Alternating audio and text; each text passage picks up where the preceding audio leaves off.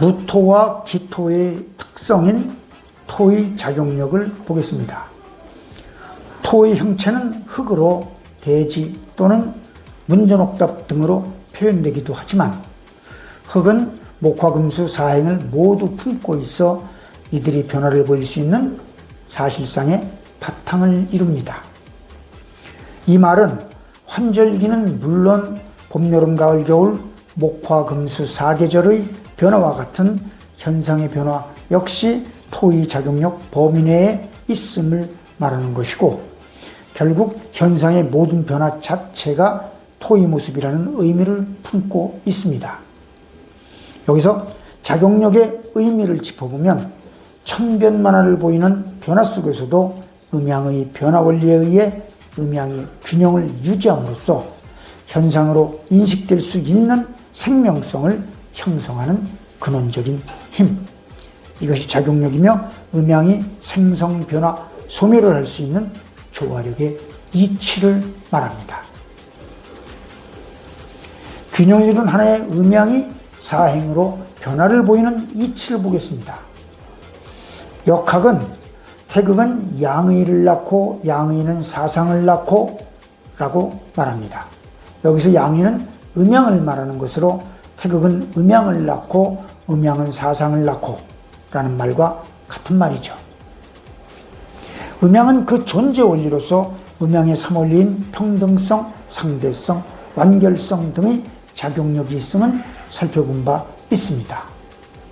여기서 말하는 사상이란 명리학 입장으로 보면 토를 뺀 네 가지 오행인 목화금수를 의미하는 것으로, 이는 하나의 음양이 네 가지 현상의 모습으로 변화되었음을 상징적으로 보여주는 것입니다.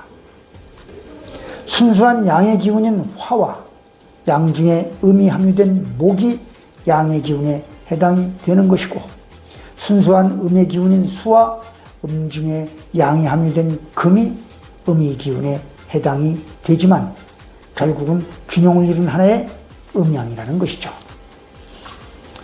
오행의 기운을 목 이코로 나무, 화 이코로 불이라는 식의 물리적인 선입견을 배제한 이유는 오행이 가지고 있는 하나하나의 진의를 알아야 하기 때문입니다. 각 오행 하나하나는 음양이 변화되는 성질과 작용력을 구분 지은 것이고, 변화를 보이는 각각의 오행 모두의 작용력은 그 성질이 매우 독특하므로 형상적으로 이해를 해야 하는 이해도 있지만 개념적으로 이해하는 것이 중요합니다.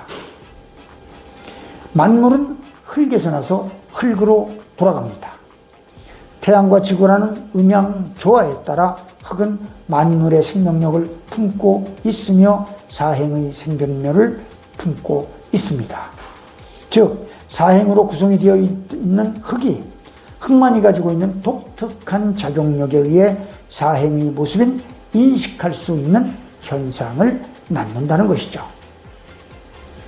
음양의 3원리는 음양의 존재 원리로서 그 생변멸의 바탕이라 할 수 있지만, 흙은 오행의 변화 원리라는 관점에서 사행의 생변멸의 바탕이라 할 수 있습니다. 즉 음양이 변화를 보이는 바탕에는 3원리의 작용력이 있지만 사행이 변화를 보이는 바탕에는 토의 작용력이 있다는 의미입니다.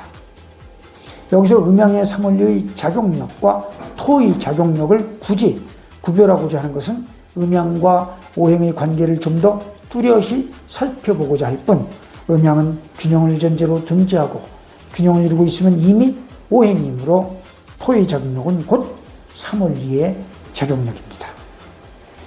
음양의 3원리는 음양이 균형을 이루는데 그 바탕을 이루고 있습니다.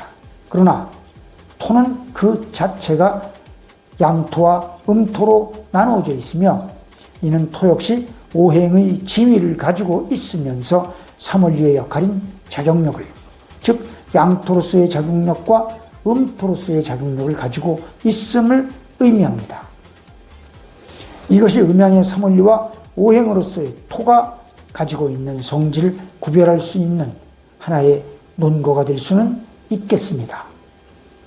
그러나 이 둘은 음양과 오행이 변화를 보이는 이치를 그대로 보여주는 것일 뿐 근본이 다른 것은 아닙니다.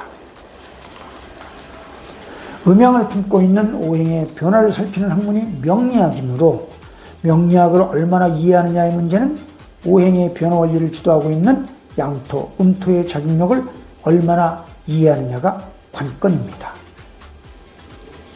음양의 이치대로 양토는 적극적인 작용력을 펼칠 것이고 음토는 소극적인 작용력을 펼칠 것입니다. 가정이라는 하나의 오행이 탄생이 되는 그 배경에도 역시 균형을 이룬 토의 작용력이 있을 것입니다. 이 총체적인 토의 작용력을 대기권 포함 대지의 품에서 연출되는 작용력의 범위라는 관점에서 편의상 대지의 작용력이라 표현하기도 합니다.